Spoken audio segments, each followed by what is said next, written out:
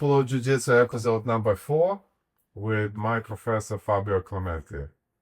Fabio, welcome. Well, thank you very much for having me here. I really enjoy, So I always start off by, giving an intro about my guests. And I want to say a disclaimer that this interview will not be like any other interview simply because of my relationship with Fabio. So I want to put it out there. So Fabio Clemente, we started Jiu-Jitsu in 1983, thanks to somebody who eventually became a friend, which is Herriot Machado, who's presently Coral Belt, I believe. Correct? You were a state and national champion in rowing crew. You were a 2-time Pan American Jiu-Jitsu champion. Yes. You were a model and have studied photography in school, and were a successful photographer for some part of your life as well. You are Italian Brazilian. You lived in various parts of the world, including Italy, Brazil, France, and finally moved to US in 1993, where you have started your family. Yes. Correct. Now you have 2 amazing kids, Zata and Vedha. I know them personally. They hang out in the wall there, right behind you, who are also black belts right now. You have trained Judo, which has helped you to stay active throughout the times when Jiu-Jitsu was a bit limited. In Europe, yeah. In Europe, yeah.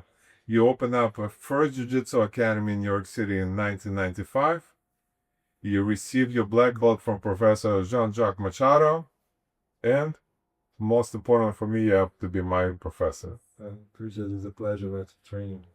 So, I was thinking like how to start, and I think I'll just let you jump in and talk a little bit about your beginnings, right? Because there's no right moment to start describing who Fabio Clemente is. So, Right. So, should we start like for the mention like I'm a Brazilian Italian?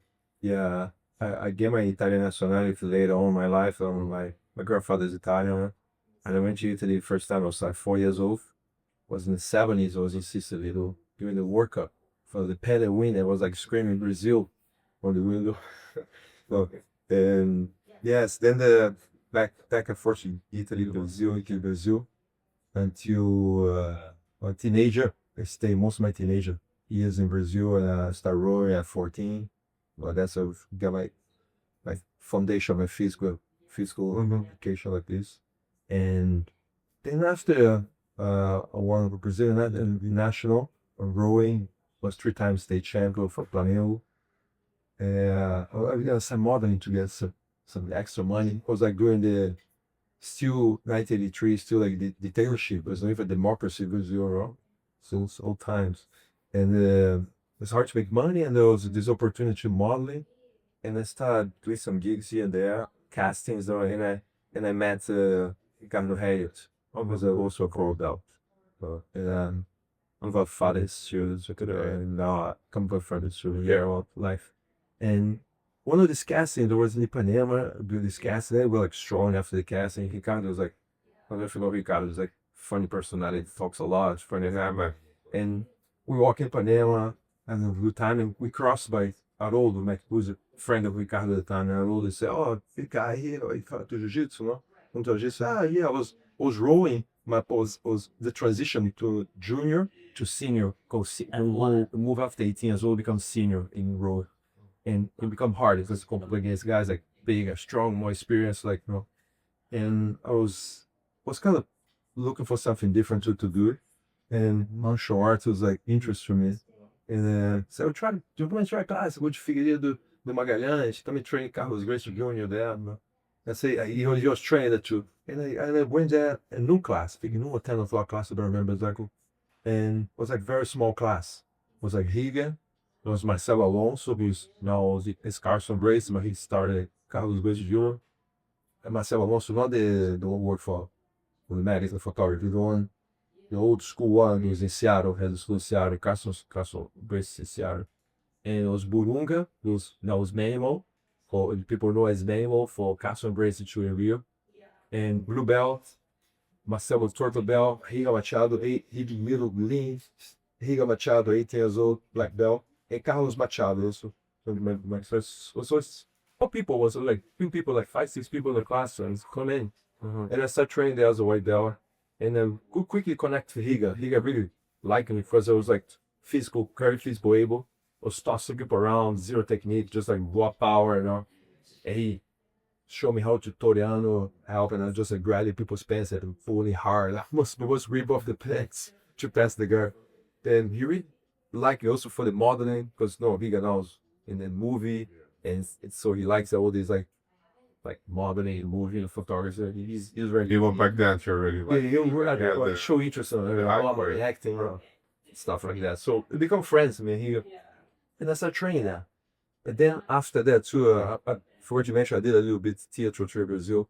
So I was working for some actors there who become famous actors in Brazil now, doing a play. We did a play on a theater. And I used to drive me and this guy, his name is Machado. People in Brazil probably know that, a famous actor, kind of singer too. So we drove like my little Volkswagen to take classes there, and it was really great, man. Then I met Jacques too. Jacques said he was trained there too as a blue belt, and he's drawing John too, and Roger with purple belt. So I trained for the whole family, become friends of the family. I was hanging out too. They invited me to their home in Flamengo, and I met the mother, little Lisa, and Carlos Machado is really into the Gracie diet. You know, all of them. Carlinhos looks like more focused on start teaching how to combine the foods up, follow the Gracie diet, and I really started liking the lifestyle. Start following the Gracie diet, and sometimes they invite me to go over there. They have a room with a mat. So in the morning, everybody starts wrestling before even brush their teeth. So it was kind of crazy. You guys are crazy. Nice brother. Met the father too, and it's great to have a good time there. So compete for the first time there. I want to compete right away. So 3 months, and they put me in the competition. Or I was coming for competing in rowing. I said, I was going to compete Jiu-Jitsu, you know. In 3 months, they gave me like the blue belt. Because there's no white belt, was not competing at the time. They gave me the blue belt, and then I went forward to a competition in Niterói, run by Herriot Gracie. Herriot Gracie ran this competition in Niterói. And I went there and I won the competition. I feel like a Superman.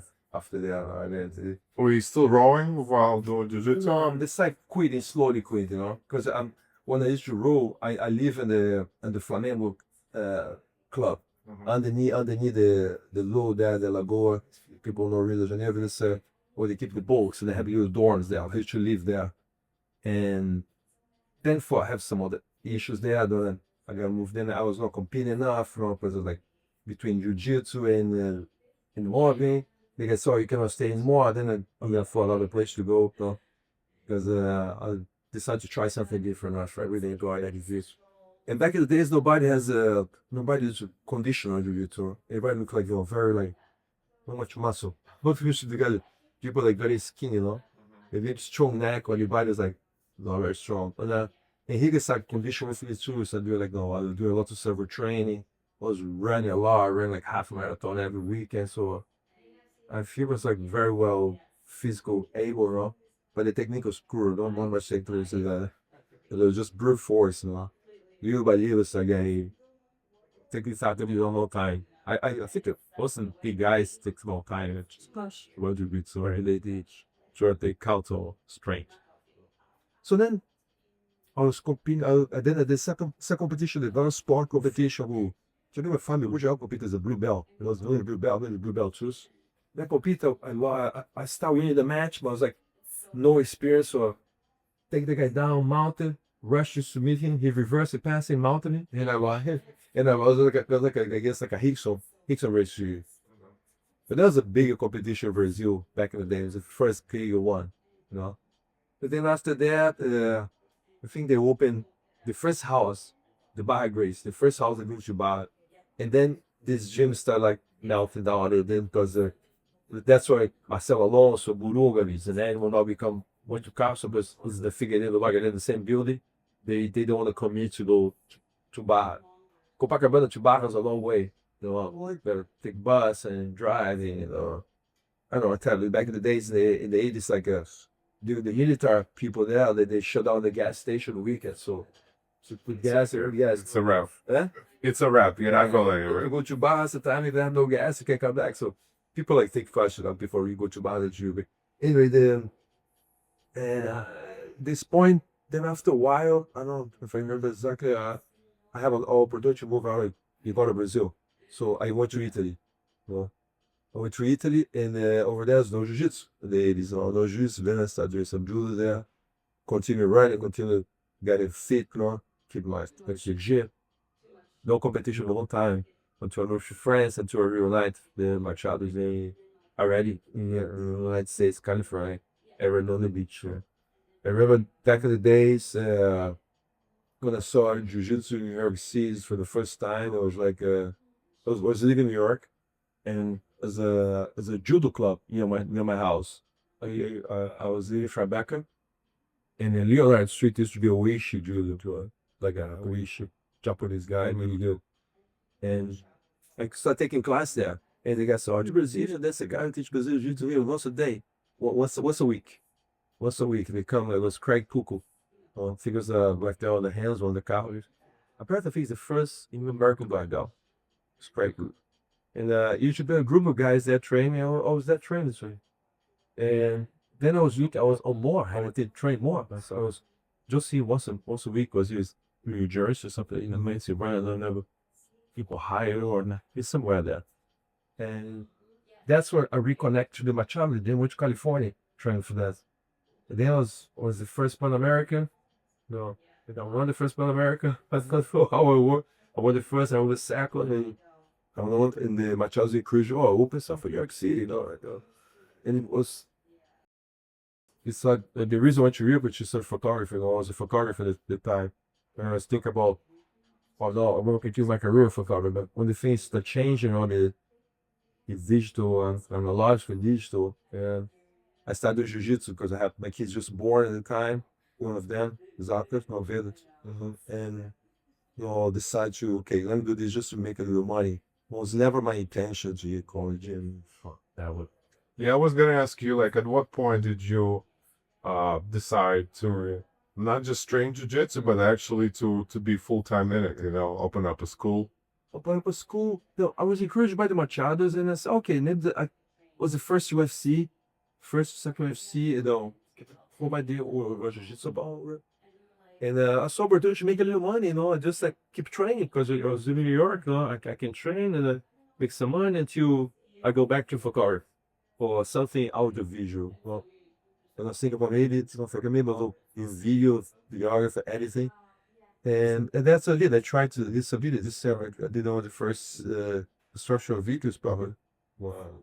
Released in the United States. Buddha videos? No, before Buddha videos. I was like for the war martial arts, the guy, what's his name? The guy for World Chess. Yeah. No, and I did it. I did it first independent. Back in the days when I used to be alive. Nice on VHS, I guess. Yeah, no, mini DV. Yeah. Mini DV, born VHS. And I ended in Final Cut Pro 1. No, não, Final Cut Pro 1, foi the 2L e tem Final Cut Pro 4. And I did it for Fabio Clemente, on the World Alliance. Then I did Léo Vieira, I never released because they changed themes.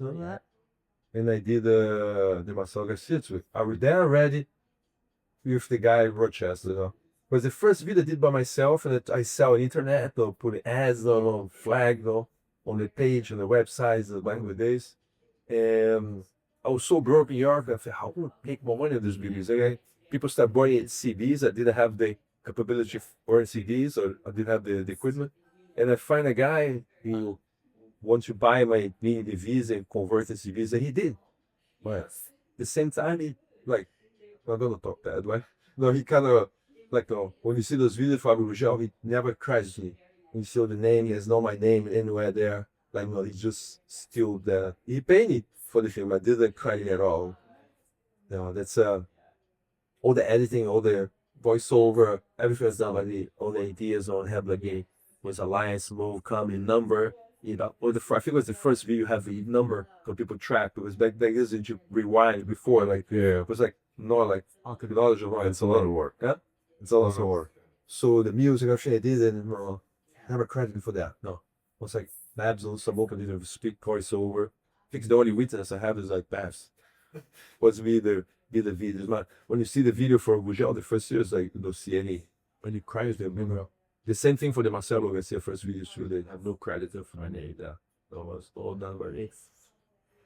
Fabio, talk to me about transitioning from one academy to another over the years, and affiliations that you had with, various schools, like how you started first. Yeah, I started first was Machado. Machado just opened the first Machado Jiu-Jitsu in New York City. I think it's the first gym in New York City in 1995. And as good as good. I had a good relations for all the brothers. Me right on. One of those space quickly for the dramatic. So for some reason, one of the young brother John decided he want to invest in the movie, and then I say because you should say that I used to just divorce and sold my house, and and he knew because I was capturing the phone, was my friend, and he knew I was about to receive some money from my house. He wanted to invest on the movie. I said no, I don't invest in movies. Like he totally mixed it up, jiu-jitsu, gym, and movie, my money for my family. I said no, and then he become mad at me. They don't want me to use the Machado name anymore. And I said okay.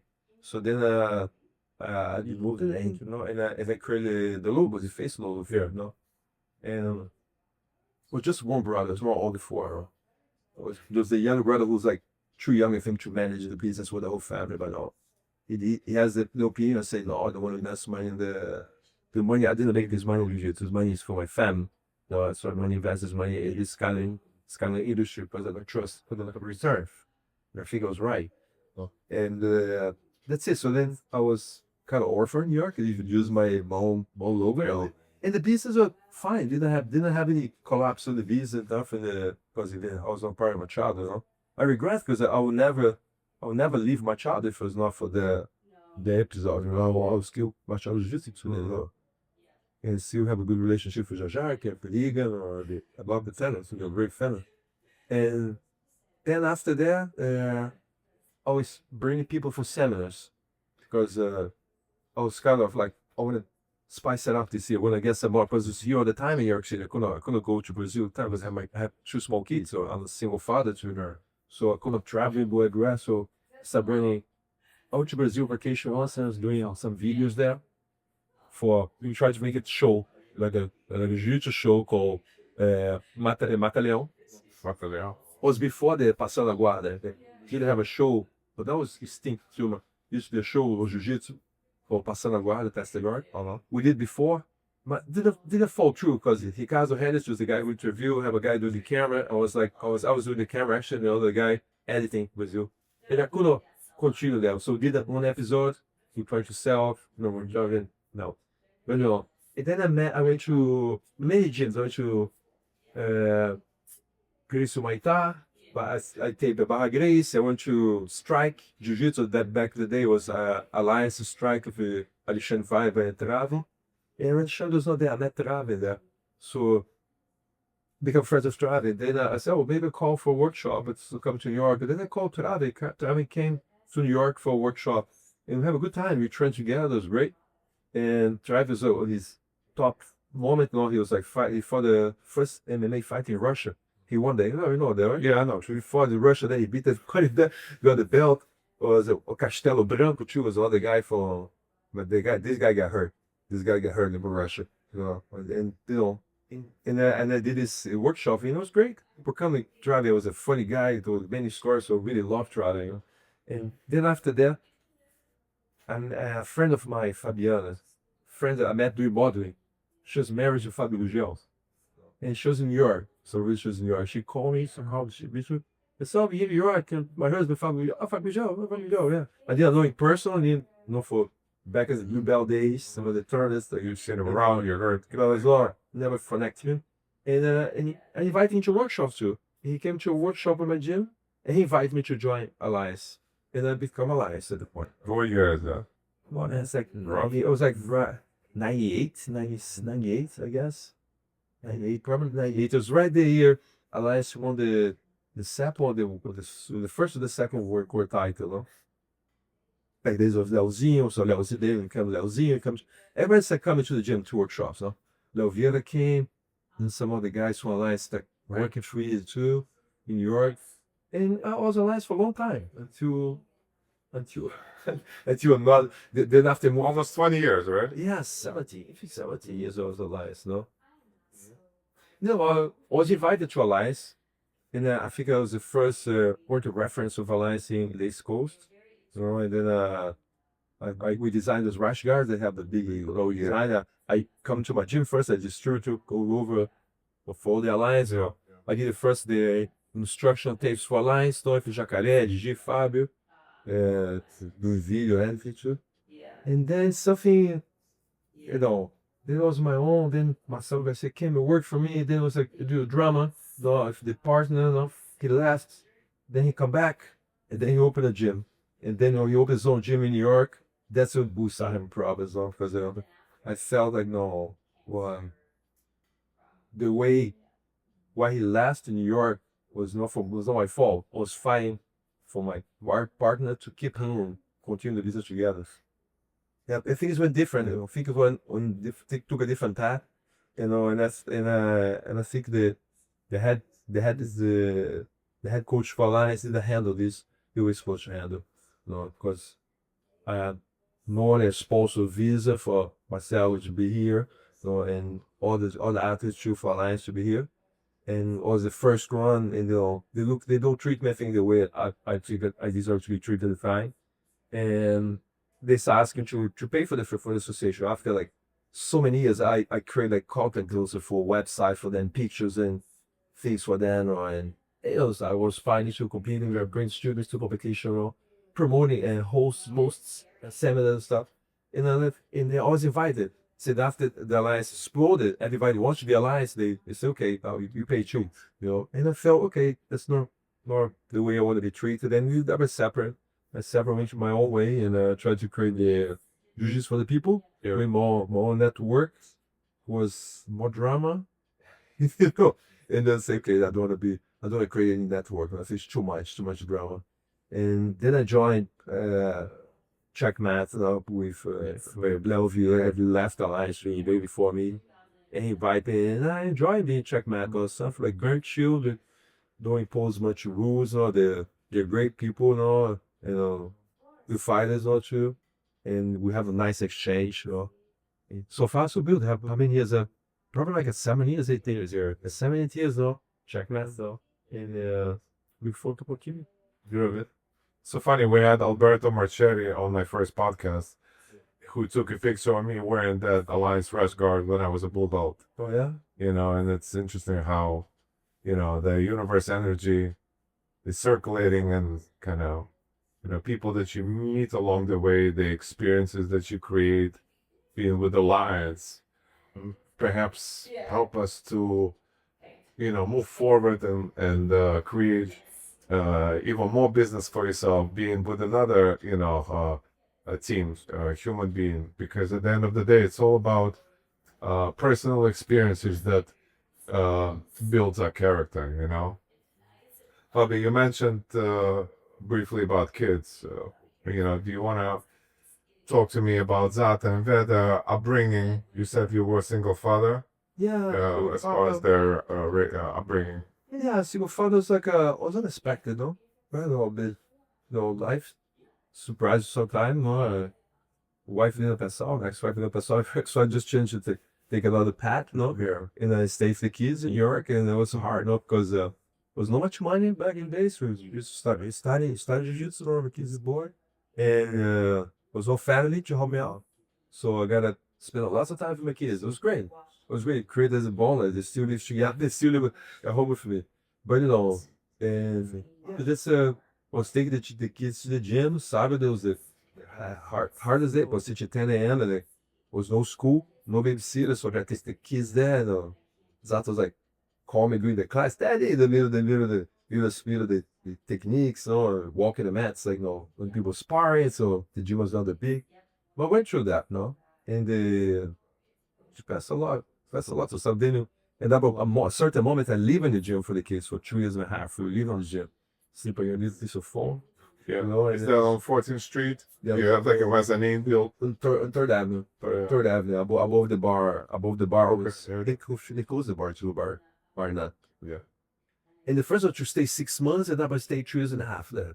Or because I was building a new this new gym, and was living in Brooklyn. I tried to the kids we use the zip code for the gym. I could the kids in the best public schools in Manhattan. So and that worked out well. And the kids woke up in the morning, they don't care, but they started like running, car wheels and wrestling on the bed. So it was fun. The only thing we didn't have kitchen, so we gotta go out to dinner every day. So every day is like sushi. What age did they start jiu-jitsu, give or take? Because I remember seeing a picture of Zata standing with Crown.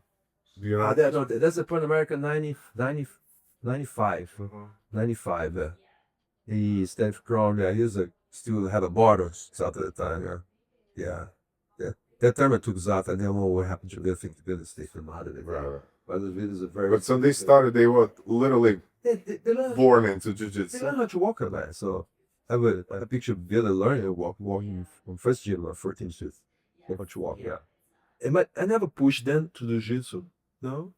And they start training once in a while. I was like, I was if the kids all the time, So at home, so sometimes we just wrestling on the bed with that. But in the gym, they're just both of them. That they have it's too much for me to like the adults class, take care of the kids and have kids class too. I didn't have kids class for a long time. Just teach both of them. Then only they get like, well, when you move to the gym, they was 8, Zata's 10 years old, and we live inside the gym. Then I said, okay, now we're gonna start teaching guys, get the kids, talk to your friends in school, bring the friends in the we started your class.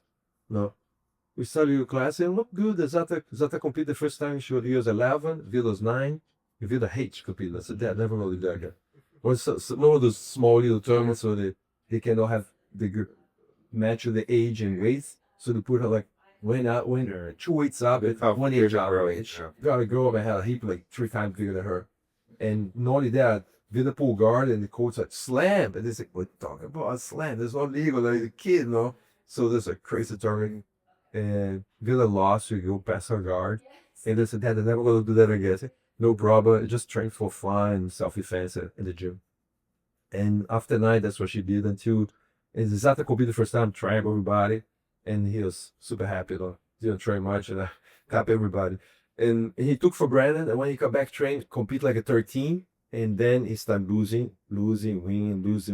Then the game started getting harder. And he started taking more serious, until like you start winning all the time as a juvenile, and then become a world champion juvenile. He was Pan American double gold, the Pan American weight and absolute in juvenile too. And I won this Pan American too. I think I won one Pan American. I won an OG also. And yeah, so she starts at that point she's really start following him. Zata started doing well on the tournament, so she started following, competing too.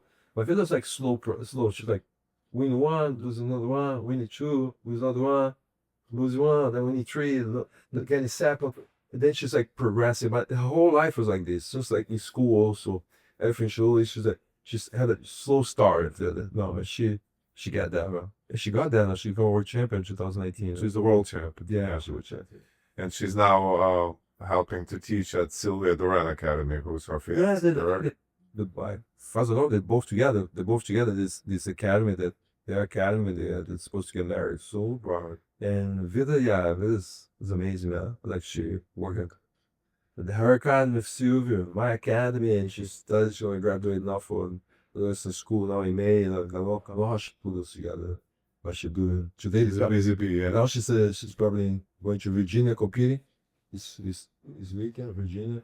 And Zata, I remember he was spending some time being a model as well, right? Did a little bit, But Zata was like too much. Zata is too much. Like he's like friends. It's like all over the place. I think now that he's 30, 31, he's like calmed down a little bit, But he always like so many friends and never alone. Always something. Always the party, something or tournament, friends, something all the time. You mentioned you never pushed your kids to be in jiu-jitsu, especially to compete. And Zata, I watched him for so many years, competing alongside with him. And then at one point, he kind of stepped away from the competition scene, right? He started teaching more. Until brown belt, he competed everything. Yeah. He did everything, And went to Abu Dhabi and to work in America. you know, it has hard competitors at the time he competed. He's like second, third, I think, the world in Pan America, you know. And Golo is like almost there. But for Zata, the reason I think he did better because he was never committed enough to. At the time, people started like training really like conditional. Zata was not doing condition, just training. Sometimes like miss like a week, then come back and compete. Like no, but he was not like consistent, you know. And I think that affected the final result of this competition. Though, I think if he listened to me more, like my advice, or like he prepare himself more, like sometimes he was going out a lot. Next day train was tired, and fall on the skateboard or get hurt, and then don't train for a week. They skateboard a lot. Then go for the competition. I remember one competition too. I was in California. I think it was a Pan American. So first match he go, he won. Second match he drink like a Red Bull, stuff like this. Like they say, why you drink that? I said, no, but I want to get energy. I said, did you drink at the time? No. And then he compete, and then his heart is like pop, like he's kind of tachycardia. Don't take all this. So, I say, why do you do that? No, you're not supposed to do the competition. You try something different, or try to eat like when I eat this for going that strong. So he did that mistake, and he lost after, lost. You could not recognize him for people.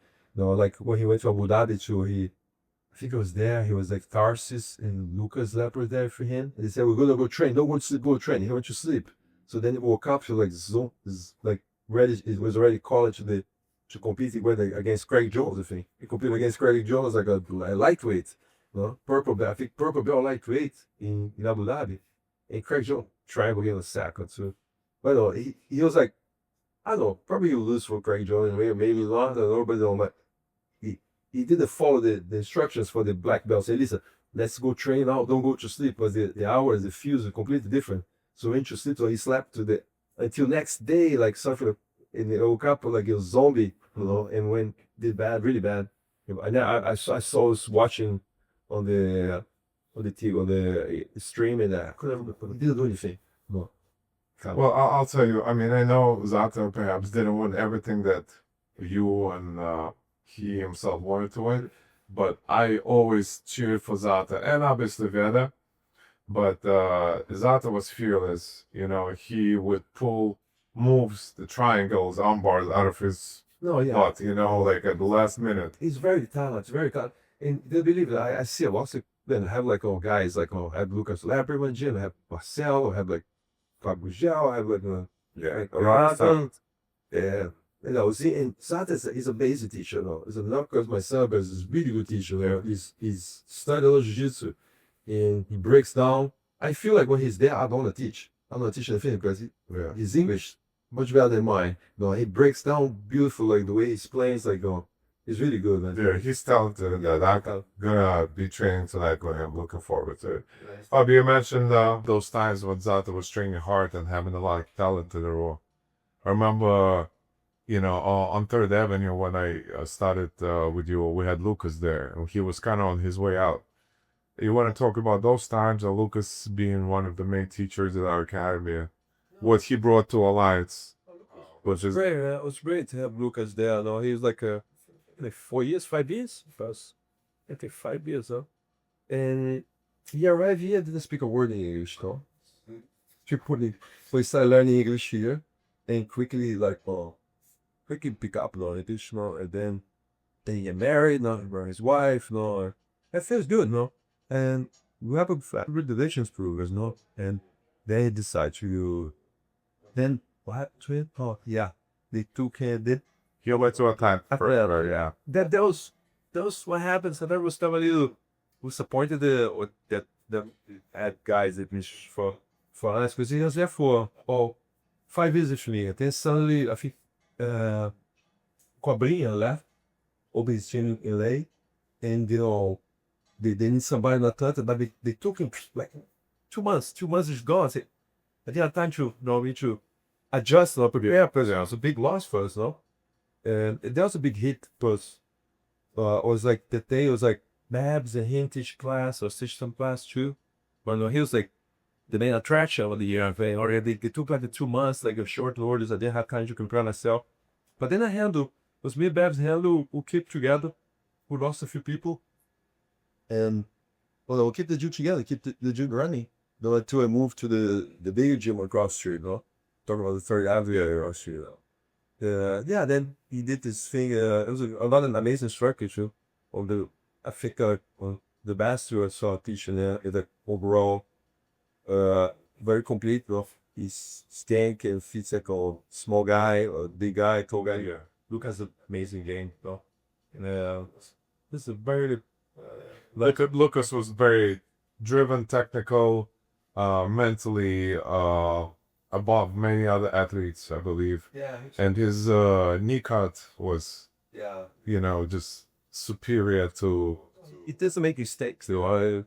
You lose because if you make a mistake, it's just like he's something wrong or lose your patience when you're going to try to do something. Lucas he doesn't make mistakes. That's a hard bit. Yeah. I unfortunately didn't get a lot of time to spend with Lucas. And even if I would, at that time I was a white belt. But so you don't understand, you don't appreciate everything that a black belt at this level could teach you. But over the years, I crossed paths with him. We're training. I've done some camps with him, leading up to an ODE or Master Worlds, and it was great to reconnect with him. Babs. But Babs. my friends and students, man. Yeah. Yeah, I started working out, and he started my first ever gym was like a Park Place, 25 Park Place. That beautiful, I'm so dry to go like big car. You find it, sure. And then, so Babs started he come to workplace. I don't know how he shop there, and he speak Portuguese. I was like surprised. One of the guy, He's talking very about Portuguese. Very stand. yeah, his father thing is like a diplomat in Brazil, so it's the Portuguese, and we connect right away. And he was a boomer, and moved like oceans on the truck, truck, and he started come to Jiu-Jitsu and Portuguese, and then quickly become like one of the best students I have, blue belt, the best blue belts I have. And I see he was always available at the time. I say he's the key for the gym. When I come late, but I don't have Zata and Vedha at home. To the day still arrives, I gotta get to Brooklyn to the gym. I gotta finance late. No keys around. Something happened last minute. And Babs was open as offer here, and helped me run a class, warm ups and stuff. So it was good. It's good collaboration, He started a white belt, then become like a 2 black belt, Yeah. Yeah, I mean, I have a lot of great memories of you being together with Babs. I'm happy I have met him. I'm disappointed that he has left, and lives now outside of United States. Yeah, but he followed his dreams, though. Yeah, for sure. I mean, Since he started jiu-jitsu, he told me he want to be an actor. People come to, I want to be an actor. All right, sure. And right, a lot of people want to be an actor. But no, he want to be an actor. I said, okay, cool. I never doubt it, But always is working for that. And I think jiu-jitsu also, when he works for me, it helped him a lot because he has jiu-jitsu give you a little free time, He have class at the morning, 2 hours, then have class the evening, in the class the prior something. But you have a lot of, you can manage your schedule very well. And I think they allowed you to take the class, prepare himself for the audition stuff. I mean, of course, I support his dreams and everything that was intimate back then. I'm being a little bit selfish. I do miss sometimes even his strategy that he would create for me. I appreciate all that. I was like training to his since white belt to late days. It was like collaboration, reaching, working at the gym for me. I was safe for you. Go see that really. I was like, the opportunity to spend more time with me than I spend for my sister and family, though. I spent the time for ups and downs, like Machado to Alliance to Checkmat to youth for the people. I think we pass through all this together, But very well understood that but that's all. Yeah, you mentioned switching academies. I was looking at some old photos from one of the first academies, and you remember the name Ronny Cardoso? Oh yeah, I love Ronny Cardoso. What can you tell about those times and where you came from? Ronny came was a good, very good friend of Vedha, student I think Fabio Mugel, Jacaré, Fabio Mugel. He came to New York, and and it's started looking for jiu-jitsu training for me there. So he trained the gym. Then it's like then something happened. No, that was that too, but that was not black belt yet. So one is already black belt. So one is to help him in the class, and was there for a while. Then one to create his own thing. He went to 53rd Street, opened a gym. But the gym was above a sex shop. I said, man, I know. The guy, one of my students offered the gym for me, this space. I said, no, I don't idea like go have like deep shoulder stuff. My kids are sex shop and things. So I don't feel like I go every day to the gym underneath what's going to happen. And yeah, my daughter was so I said, I know what it is. So running to move and stay there. And then after what happened to me, like, unfortunately, I think you like to get shot. Yeah, but like it was shot. So and there was like Wendy Tays or Apple was a Ford. But Guerrero is very charismatic guy, was funny. And that really helped some big battles or Northern Jiu-Jitsu, my little pack game. Pack game after class over. Yeah, I was a funny guy, but Success story, I'll switch it up to success story. 16 years old Ecuadorian kid. He's hanging right behind. To be honest, Sinistro, Mr. Lux, this was like my kid there, last year. With good kid there, yeah. He got a lot for the gym too. Trained a lot. He's very like focused on jiu-jitsu, and he very disciplined. And he was very good friend of Zata. He always say, Zata, we didn't follow CDs, the boys needs to train. Zata always skip fast, like no, he died. Train needs to a lot. Yeah. But no, right. There's two brothers, right? Yeah. It was like, yeah, it's like, no, there's three brothers. Three brothers. Yeah, Sinistro, Leo, and what? But just Sinistro was your yard fair. And it's very friend of Zata. They trained together, they competition together. It was great to have because he was black belt here for Soluso came to Puerto Rico black belt. And Soluso is probably the reason why Jiu-Jitsu exists in Ecuador, right? Yeah. We raised a lot, Yeah. let's see. South America, he's like spread to South America. And another great guy too. And so since he was here for a few years, then he decided to go to California. Then he opened his own gym, his family, his kids. So good kid, you should so the best. I love you, kid. Yeah. Fabio, going back in times, do you have a story about a student perhaps that went through big transformation that you can point out that, this kid is like a story to be remembered, or a student who was really up and coming, put all of his effort there into training, dedicated almost to, his life and all this time to jiu-jitsu. Like, does a name or two stands out for you? I know it's a tough one. You had so many students that I can't throw your word. The best competitor I had was Vedha. Wow, no doubt. That's like the one. I had someone once who. Back then, I'm living next to the name. Don't have some other ones, but I don't know. What her parents. I think Vedha really the one like there since day one, and learn how to walk with his mask. And when I opened the gym and ring world champion and right here gym with it right now. Let's see. But she's still doing it. She's still doing it. Yeah. She's still competing the street. Yeah. We can Virginia. Yeah. That's what Vedha. Yeah. That's her. Yeah. Have you ever felt that you should quit? Whether it's jiu-jitsu or running the business, where things were very difficult, it was impossible to do a roll at A once. few times there was like all the drama in jiu-jitsu, you make you very disappointed. Or you have these friends for a long time, then friends are gone. So and if things change, as you say, shoulders, I have ups and downs. Maybe about that, that's it, which was the change days. But then always something make mistake. Some students like I had like kind of like she's like will be We're gonna get back to talking about this handsome people. yeah, kind of like some students like okay, since I can't do this guy, they like some of they all the time. So they show what they want to chop with these guys. You felt like you owe something. You commit. Yeah, as a student, like I can't defend. Let's wait another month. Let's wait another 2 months. Let's see if you're gonna check things gonna change it and things pick it up. But so change association always like shake the gym. People leaving, like people important to the gym sometimes leave. They follow the name. Always shake the gym. You know, people train few, they open a gym, you know, or go away. The stuff like always have the fact in there, which but no, we ride all these waves, not the big ones, the little ones, no, and you're still there. 30 years long, 30 years with in business. How has training methodologies changed over the years, you know, since the day you started? Oh, changed a lot. When I started, nobody talk about foot block like blocks, but about most people like the one like this dude the bimanual or the straight.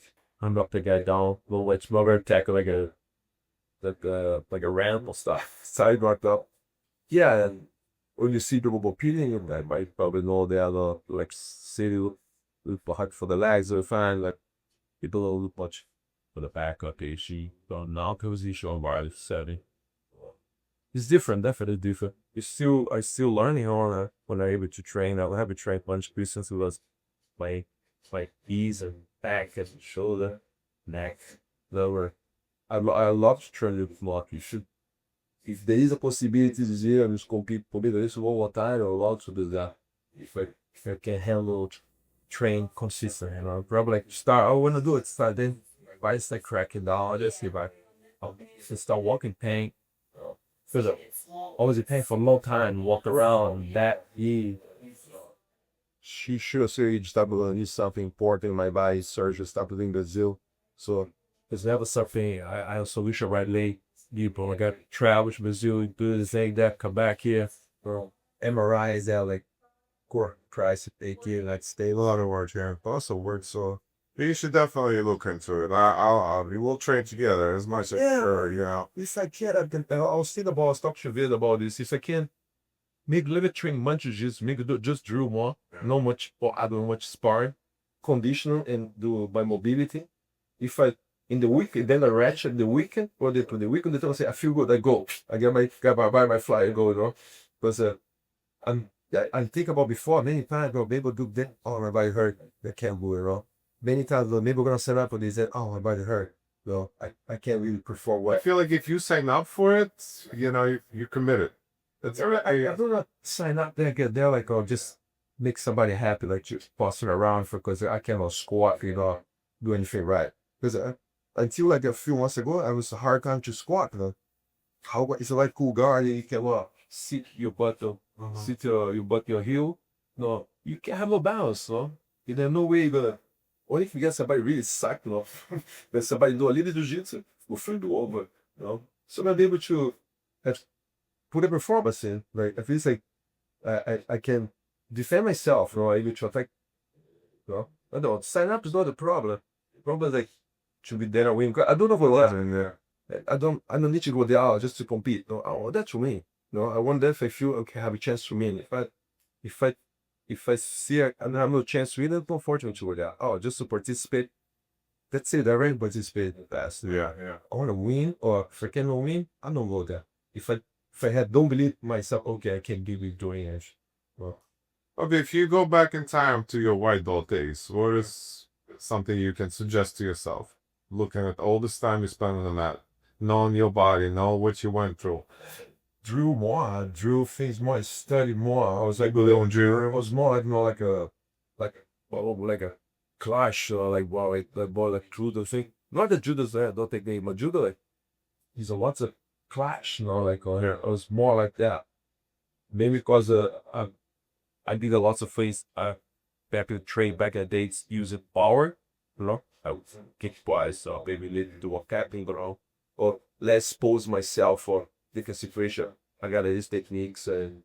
But you're big at drilling because some people nowadays say that they don't like the drill or it's waste of time. Sometimes I'm not deep, no, but you gotta have the right partner to drill, no? That's what I did. That partner to drill sucks. So we have a good partner and offer like you guys study the action reaction for each position. That's good.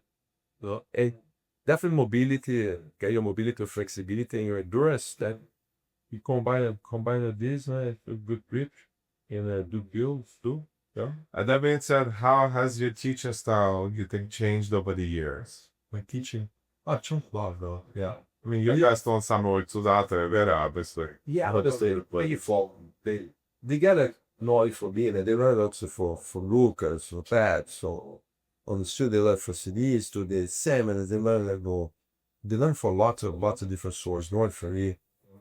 When I see Zata compared to Jiu-Jitsu mine, it's much more technical than you know, and the ability to the results they have, but bigger than mine though, for sure. I learned from them though. Actually, I learned a lot of their stuff. Yeah, no. I remember you took a nice trip to Alaska. Yeah, that's a great. What was that? How long was the trip? It was 40 days. We did 2022. We decided, okay, let's take a trip to Alaska. So one is new car, brand new car, zero. And I picked the car, we took with the cap as a pickup truck, the cap, unpacked it, all the gear, and me and Vedha and my dog Pete that we passed away, right? Drove straight from New York to Fairbanks. Did 9 days. And in the way I decided, okay, why you can take some jiu-jitsu? Decide the month. And actually I did an Instagram, go first part of expeditions, our usual expedition. And we start every like 400, 600 miles to stop. And we look for catalysts to teach a workshop for free, for a donation. And it was great. We did in Ohio, did in Pittsburgh, Ohio, everywhere. Did like in Canada and in China and Yukon, like a white horse Yukon, the Fairbanks, then Zapa through Fairbanks with Denali mounted in the kayak there, a little bit piped a little bit there. Was that the dog, and they drove to Fairbanks to Anchorage, and taught seminar all three together in Anchorage. Then at that point, we did pop the plane back to Europe as somebody could work out to run in general. And I continued Zata down to Vancouver, teach seminar in Vancouver, Portland, everywhere. I would say Colorado, the Guns of Colorado. We did in the state, Missouri. I remember following you guys on Instagram with such colorful pictures. Like I said, the kayaking part of the river was beautiful. A lake, I'm sorry. Yeah. Yeah. Yeah, it's like and people very well, because we call like the regular gyps. We're driving, okay. It was message them or Let's message them, call them, hey, we're to pass by. That's our Instagram, that's my website. You know, my father, his office took, I was driving, his office with the talk, or Phil's with the talk. And because you guys have plus $7 in the store, can you run the class for you? And you guys do donation? Oh, yeah, come. So we did that, and people were very generous, you know. And yeah, they pay for the whole trip and plus, no, it was good, no. So we camped the whole trip. And that's it, it was most gas and the food and camp was just that much way. We had a good time. We did like 12,000 miles in 40 days. You know, and I like they like we didn't set up salmon, we didn't charge. One people be $1 to $300 to water. But you know, it was great. You have a good time, especially in Canada. It was the United States too. made new friends. Make a lot of friends. We taught a lot of jiu-jitsu and people was very excited because like many gyms like maybe whiteboards like you got it's like 3 gyms, no whiteboards you call on the small little. You know, they had 3 jiu-jitsu gyms there. There's a Brazilian guy that too. There's everybody come to see us. That we photograph pictures of the paper for the cine paper. And it was a good time. Then you know in the way which is Vedha, in the way back to Zata, we did twice the same journey. They like us a lot. We taught a lot of jiu-jitsu and it was really fun. Really fun. Oh yeah, no, I'm sure they were blessed with having somebody of your caliber and Zata and Vedha. This is awesome. We'll do again. I was thinking about to do Haroldo, the core belt. Or if you have if you haven't taken me doing Europe by train, David this summer, go on like this. He's gonna do now, but like 6 years old. You mentioned Haroldo, and I also remembered Ricardo. Yeah. And the story that Zata once told me. Ricardo don't hate on me. Yeah. But Zata was telling me that one time him and Vera were in the backseat and you and Ricardo were like parking or pulling out of a spot on 3rd Avenue. Right. and there was a bunch of intoxicated males around the car, Yeah, and you were honking, trying to get out, and they were just banging on the cars, on the windows. And Zata was like, Mike, you don't understand. My dad and Ricardo came out, and this stupid-looking tall guys and just shoved people left and right and beat everybody up. oh, those are back in the day. So because everyone else, we tried to go to the parties like he got me his wife pregnant. The first see they kind of like got me his pregnant wife and the two something to the deal. And I tried to boo it. 8 guys come off the party on it. They're like right in front of my car, and I just said, I honk and they just mean to make a call the attention. I'm gonna leave, they move back. And they start like go hit my car, with the hands like, and they go off the car, what are you guys doing? And they rush to me and press me like a rugby, press me against my car. And I say, what are you guys doing? You know, and Ricardo saw this, Ricardo come outside around and start taking it off, and then started a big fight there. Big fight there. End up well. No, no injuries, no injuries. And nobody got hurt in Macon. I did 4 of them ran away. Yeah.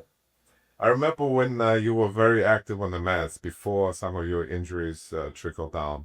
You had this move, and correct me if I'm wrong, it was called Fabio Clutch or New York Clutch. This guy did called Fabio Clemente. And I said, okay, don't want name, no company, let's put New York Clutch. And yeah, I guess like I never see nobody show this technique and breaking down or individually determined. No, I don't know how to use, and I start using all the time at the gym, and then people start notice, Fabio Clutch. I say no, and then I start breaking down how you're working. It's very efficient for me, It's like it's not mount for position. It's not like For side control? for side control. Yeah, you gotta pass the guard. If you don't pass the guy's guard, it's never gonna get reflection. You gotta pass the guy's guard, and then you can set up the clutch. It's kind of side mounted, but it's not on the mounted. I don't think if IBJJF can like know what's there. It's like don't give points for you that the position.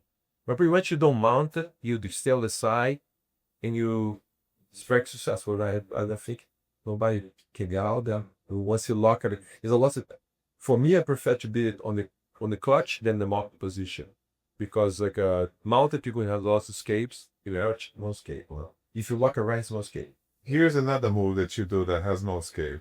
The knee on belly. Near the belly. No, it's impossible to escape it, and it was so painful, still is. Oh my god. If I can squat, if I can squat like before, I know hard to squat. No, it needs getting better. I don't know much. Yeah. I have to, you've been doing so much talking, and I'm blessed to have you as a guest, and you have so much history in jiu-jitsu and your street fights, all this modeling career and all of this, teaching and coming and going of students and switching gyms, switching affiliations, shaking people's hands. I mean, you name it, you've been through it, but I remember when I signed up, we were on a Third Avenue above the bar. Right. And, this is where we're very, at that time, in the competitive direction, Yeah, the gym was like lots of competition. A lot of competition, and we would walk, remember, like, getting our feet on the wall and walk the wall. And, sometimes we would come in or somebody was late, you were pissed. You're like, all right, that's it. Like 30 minutes of warm-ups, there were 2 windows, they were both closed. We would die. Everybody was dying there. Yeah, the gym is like an old school gym, like no AC, low ceiling. It wasn't apartment. The gym was like one of my students' father won the building, and when I lost my first gym, because I let the guy sleep there, the landlord $5 they evicted me. I was like, I have one to build on the gym. Then I parked out for a guy, another of my student called Deca Shaba, as his brother. He invested in my gym. That's opened this gym, which was owned by a father for another student. And it was an apartment, so I guess I can give this place to teach here. I said, okay, good, man. I was like walls. So I started knocking out the walls like baseball bats and like a hammer. We destroyed the whole thing, built a platform. It was like very tiny, chipped up a very tiny show, right? And but I worked for 12 years. So that was like the competition is like the most successful time I have us there on. So much talent in that role. Yeah. Uh, So many champions, so many. yeah. These are like any famous fighters with that. Junior's red. Os caras não like space, 4 pairs, the vibe only, the rest you stand up. The early it was just four pairs early. More than 4 pairs, people like slap. Even 4 sometimes depends, but people hit each other. And you cannot see because they stand, but it's not fixed on that. It was tough. No, it was. But listen, when I was searching for a school in New York, without mentioning names where I went before, I really like that camaraderie, the home feel that we still have in our academy. It's bigger, it's brighter because we had yellow mats there. We have a HVC now. Yeah, we had only windows, fresh air. That's you window. And you walk in the door, there's a little small bathroom, and and people use the bath, close the door, because No, but there was a buzzer, right? So whoever's coming in from the street, and we train you, we got to get off the mat, press the door. That's where I lived inside that would use the crazy gym. Yeah, for Street. it's a good area. But I think a mistake to move out to 12th Street, because everybody started open big gyms, and it's okay, if I move to there, I have this big gym around the block for me, like 5,000 square feet, three, four, the truck, and it's okay, but it was a big mistake. I wish I stay longer at Third Avenue. Yeah. Well, nobody expected for pandemic to hit. Yeah, no. But also after 7 years there, after 7 years, I moved to Drucker for another fit. But even then, always like the rent is crazy. Yeah. So for other guys, coming out. I tried to have an order to help you. Pay for the rent is too high. I think I make a big step in my life professional. But no, why? I think the only regret I should to have like a gym to Club Street. No? Yeah. It was creating so much drama too. I think people saw the gym as such a beautiful gym and thought it was like, I have so much money for. I don't know. I know. I just, the time I make less money due to the 70s of Club Street was I couldn't afford to pay myself. It was like the rent taxes and the neighbors upstairs sue me, the landlord. I don't know, but it was a disaster. I'm really good at this gym and all. Less drama. Yeah, there was a beautiful. Yeah, it's not that big, I know. But have everything you need to train on. Yeah, I might do that. Yeah, it's ours, and it's just as homey with the same, established, people who are there to give a hand and teach something to the younger folk that come in. I may see you wearing a very nice shirt. Oh yeah. With logo, kind of similar to mine. See that? Yes, you said. Yeah. Very good. Yeah, that's why. So talk to me about your journey with the Albino Preto. Albino Preto is best kimono. I don't know if All these the gi is amazing. Not because I advertise the support us, me, Zata and Vedha, you too, no? Sponsored by them, by Arby and the beer. The quality of the gear and the habits of the style too, the shirts, I like everything. I think it's like jeans. Well, on the same way you should have stay safe. But we never wear all the gear after wear. Hey, I did what? How did the from the Sprite to else? I started back in my first year was Tiger Day. They sculptured every day. Probably all for China's Brazil. And I was the first guy who I have sponsored. I get sponsored by this company in Brazil called Cantal 4, for making kits. Close it, I won a tournament about the picture, and they started giving products, like, in the back of the day, nobody had the deals like blank, big white guy, actually beige, like more beige, but was the first one to have like white gifts, patches, like where people go, when the post as a blue dog. So. But then I have many years, man. I always, back in the days before, manufacturer years in the United States, I used to go to Brazil, see my family, come back for 2 suitcases full of gears, or they sell their gears in the gym, or like, My high story is very similar to yours. I always wore AP since the beginning. Maybe my white belt days, I wore a couple of different brands to just try it out. But blue belt, I was already rocking a short roll, and then I switched to AP. And I really, I mean, back then, I think only one purple belt was sponsored. You know, you had to be brown and above, and it was so difficult to get in the roster. And my continuous messages. I was actually recently looking at my messages to Arby.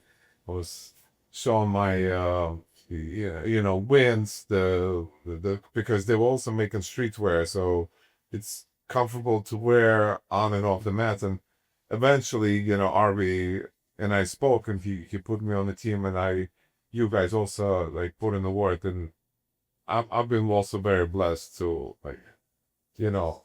be associated with this brand before your thing. And Style is amazing. I like the logo. It becomes some pretty nice keys. The details are made too. There's new gear to make the elastic behind it to tie it up. You never lose the string anymore. If you don't have the gear, you can buy one because this is not a sponsored ad. no, We just happened. I didn't know Fabio was gonna wear it, but honestly, this is I think all we wear outside of work clothes. yeah, this but I have told the shirt reviews. Yeah. It's always that. Normally the gears are the shirts and shorts too. Really good. And STC also I'm making AP make with my 30th anniversary kimono too. So it'll come up soon.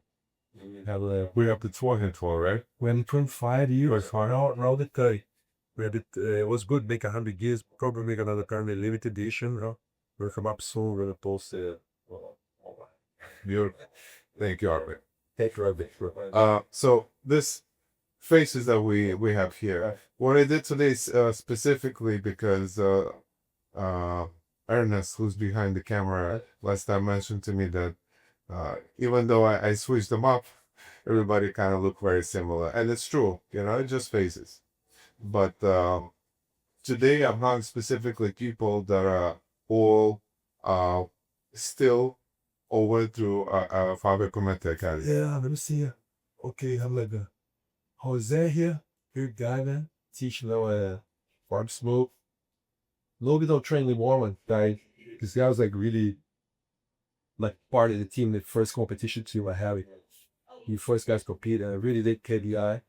Blue teach the class there all. He's in California. This is your training black belt now. Sebastian. Yeah, and the partner now open two Studio X in case, no? The second one. Mark Adami Perchilo there in Queens.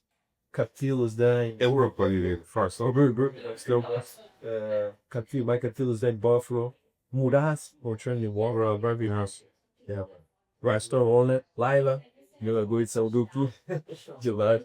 That's me. Padu Lithium. And since 15 years old. Pedro, well, sure, Pedro is my new kid. He was like, teach this there for me now. Pedro is a full-time teacher. That teacher, I love Pedro. Ever I love Pedro. This is a great guy. Rich. What's he like there? Huh? Desenho porrada. Playboy. Yeah. Ele is fun. I love this kid. A great guy. Hamid, sir. Help us a lot, sir. For piece of us. Thanks, Joe. Nada dele for sure. And where dynamic? See, it's an interesting also. I mean, there's so many pictures that I really have. Not everybody on the page, but I just grabbed whatever I can with me. This guy's part of my history now. No, can't call it that. But Fabio, you're also part of Jiu-Jitsu history, There's no history in New York as far as Jiu-Jitsu without Fabio Clemente. There's no place that I would go to, your name and your logo, which I'm gonna throw within the video. We talked about the Fabio Clemente logo that was created back in the days, right? Yeah, it was like a David Whitestock, one of my students. Yeah, because I teach that for I teach this for a little bit. Chelsea Pierce. I used to teach 2 times a week at the boxing ring, and crazy there because nobody do people. What you do is that because you just wrestle. Then I met this guy, become a student. Dave Weinstock, pretty good logo, great graphic design, great. Now I try to don't link much the logo with my name. Is if I keep like more Studio X, I do represent everybody here. Like the panel open Studio X now. If you use the logo, so Zata and Vedha through everybody. Who's eventually welcome to. But the reason I say that logo, is all my belts. you know? Yeah. And no matter where I go, competition or, you know, meeting people in jiu-jitsu, you know, people ask, oh, where do you train, you know? And, or if they see the logo, there's never any doubt or questions. You know, you have such a strong household name in jiu-jitsu, such a reputable name that, you know, this is one less thing I need to worry about ever. So thank you for that. Thank you for building this legacy. You know, and again, like so many people have stories with you, about you, that are just detrimental to the growth of jiu-jitsu. Again, especially in New York City. Want to do some blitz questions with you? To me? Yeah. So we'll start off easy, and then I'll try to switch it up a little bit. Coffee or tea? Tea. Cat or a dog? That's amazing. Well, you have both, right? Both, man. I picked dog now. Yeah. Yeah. I would go. I've always had a dog, a gym dog with them. You come to my gym, I see a dog there. Yeah, the new dog now. New dog, yeah. New York or Brazil? What makes do? I'm tired of New York a little bit. I'll tell you 3 years ago. Yeah. I'll just spend both months of January, yeah. Okay, I'll take it as an answer. Okay, thanks. One item or skill to take with you on a deserted island. So item or skill? Fire, don't worry. For fire, yeah. Warm, hit the flute. Look what I have created. Send this up to my fire. If you look back at your failure, if there was any, that eventually led to success, what would that be? Transition for the small gym to big gym, the step. Like, they're thinking like, bad trust. They heard noise about financial suit or also motionless was hard. There's a lot of drama there. Possible. Make up, switch the gym the time. Say. If you can roll with any historical figure, who would it be and why? Oh no, I rule was big some race. One of you right there. Definitely like scat. Like, what's that? You good like I know around he's Train more, I better train or train, yeah. He train over kind. Yeah. yeah. True. Gi or no gi? Favorite submission?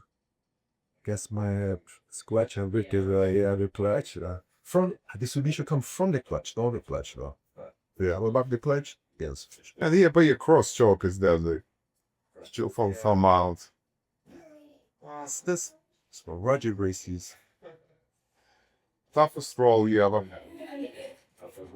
Lucas, you know. Say. Dollar was hard.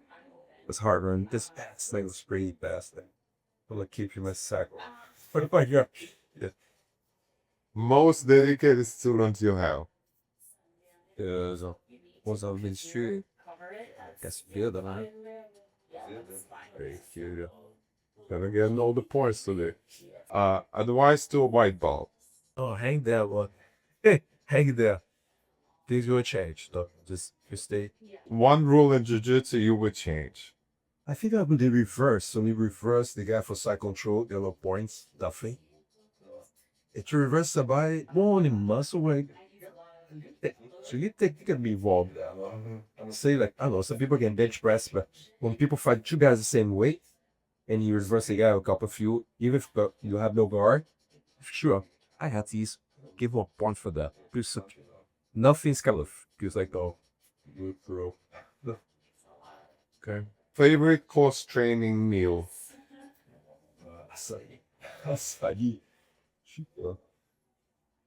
What is the best thing jiu-jitsu has given you that has nothing to do with belts or medals? Where's my kids in BRC? You can financial integrity. But even for some guy in the beer or rich, bro, you go to just stay here. Here's my kids here. Survive is I think that's things that you because If you had to start over in life but could not do jiu-jitsu, what would you do instead? I'm second price. You can go $2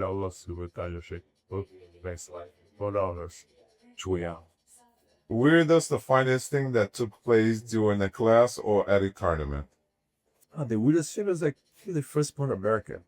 Like at the 8 a.m. I always compete 8 p.m. So it was midnight. So it was like it's the longest waiting tournament ever. This cup out was the first organized tournament too, an international tournament. So that could do that first scarred me because I was warming up since like 8 a.m. I fought a lot late. Well, like an hours was like 12 hours or 14 hours later. Stuff. It's not scarred for life. That's the first time. Fortunately, one is good though. Cool stuff. You know, Fabio, as we wrapping this up, I will want to remember the moment when you and Babs gave me a black belt. And, you know, I record often during our, you know, I was always that photographer, the guy behind the camera. Sometimes I'm a little bit forgotten in the back, you know, but I always want to shine light at the people who coming in and then seeing their pictures or giving their speech during the especially black belt promotion, because I always want to concentrate and do things that perhaps haven't been done for me. You know, I want to give a credit to somebody. I want to make somebody feel good. Not necessarily because I had, you know, a bad upbringing or something didn't work out in my favor. It just, I guess it's in my nature. But why am I saying this? Because black belt speeches, you know, was very important for me. And on the day when I got my belt, like you were lining everybody up with Babs, and Babs came up to me and he, you know, like he would grab you by the lapel. I was like, oh, Kabi, think about what jiu-jitsu means to you. I walked away. Yeah. Right? So I never thought that I'm going to get a belt that day, but obviously when you're brown belt with, you know, sometime under the belt, you know that the day is going to come. So, you know, something clicked in me. And I gave a good speech. People would cheer me on, but I feel like I didn't give enough credit to you. You know, I didn't say enough things because it was you and Babs, and I made a joke like, two teachers, you never want to, you know, differentiate between mother and the father.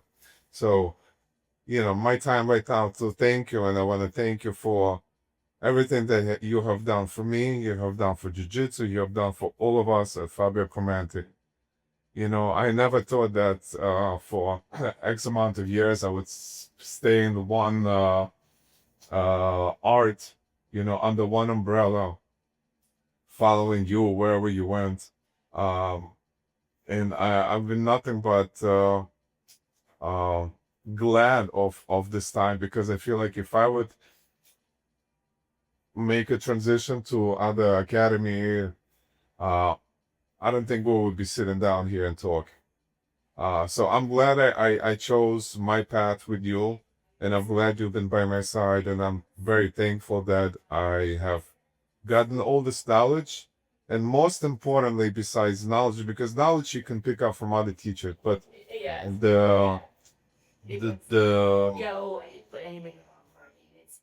the way, the structure, and what jiu-jitsu, traditional jiu-jitsu, is supposed to be taught, you have carried it on through your blood, through your technique, through your explanation methods, and it has stuck with me. And I remember even when I was teaching jiu-jitsu, it was always like, oh yeah, Fabio Babs would show it differently. This is how it's got to be done. So I'm glad that I'm, you know, on the same team with you. Thank you, Fabio. Listen, you like one of the special students now. Have the guys, I mean, so movie, yeah, that I'm really about more about Cam share with you. It's special, huh? For me, and it's always a pleasure to see. I know you go around lots of gyms, bro. I'm not jealous, no. I feel like you bring like knowledge for us too.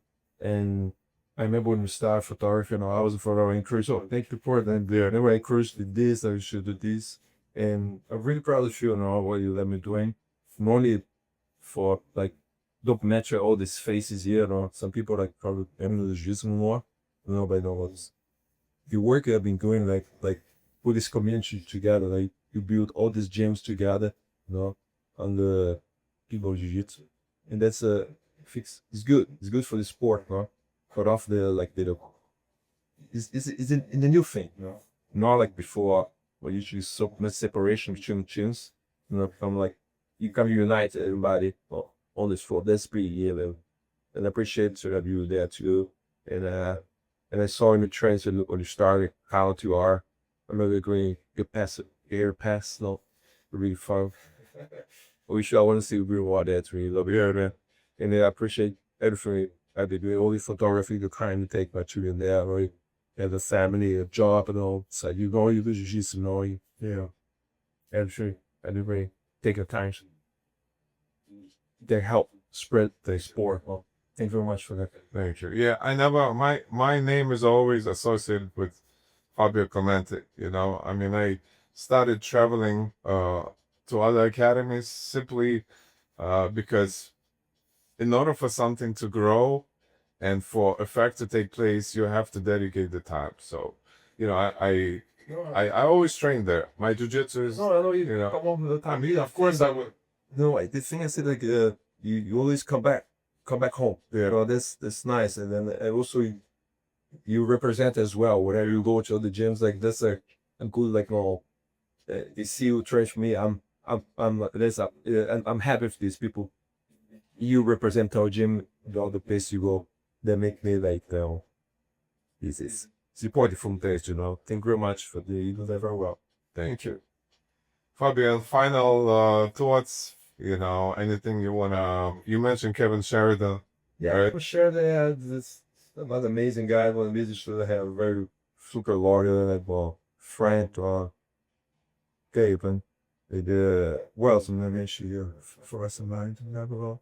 I don't think so. I don't know. I never. If we forgot somebody, you know, Fabio, I'm sure means well because it's a lot of names and a lot Lots of of people made a lot years of or people, yeah. for study as well. Yeah. Yeah, that's I wanna thank also all the coaches I went through, like my first coach Ricardo, Carlos, either candidates race that start because you were trained. And everybody will learn too. Even people like will have this some things in the past and couldn't research about the best like for Fabio. I learned a lot from Elias too, you know. I learned a lot with Marcelo Possi for me too. So I remember a lot too with Lucas and everybody. Sinistro too. I want to thank all these guys all passed to my gym though and give the workshops there like will stay for you for a few years though. Or take all there and I think they all help like when build what we are right now the gym. Thank all of us. Was Fabio, big honor for you to be here. Thank you for taking the time out of your busy schedule. I'm getting busy more. Yeah. I'm retired almost. Yeah, I have more time. Yeah. Thank you. Time is valuable, and time spent with Fabio is even more valuable. That's all. But thank you for being here. I'm sure people are gonna have a blast listening to you, walking with you down the history lane. You know, learning maybe even a thing or two. And those who know a lot of things that you have mentioned from the past are going to be delighted to hear it once again. I want to wish you nothing but health and success with our academy. The best wishes to Zata and Vedha, and I hope that your journey in Jiu-Jitsu, inside of Jiu-Jitsu, continues to be very prosperous, happy, with nothing but great people bringing good energy into your life. Thank you for both.